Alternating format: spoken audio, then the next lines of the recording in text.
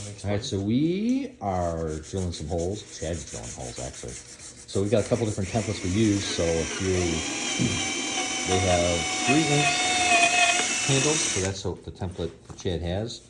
So we use the metal one. Sometimes it's a pain with profiles getting it right. We don't have this little plastic thing. Home Depot, Menards, they all have them.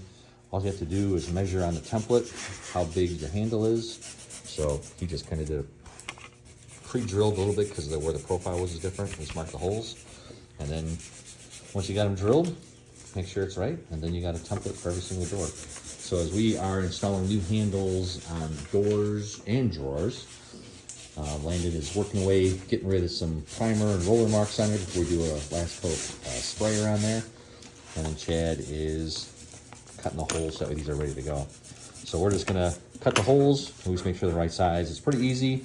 Again, this has been the best tool we found to use. You can buy those Craig ones, or Amazon has those other kind of jigs. The only thing about them is sometimes when you're using these things, it's a lot of adjustments. Like this one's a 3-inch adjustment, and to get this exact sometimes is a pain.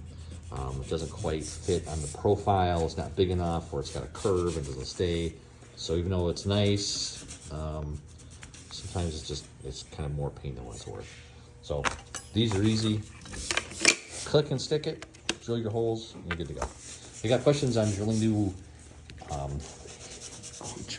holes for new handles, definitely give us a call.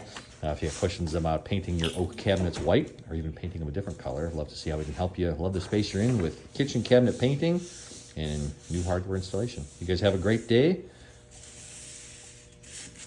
See you guys later.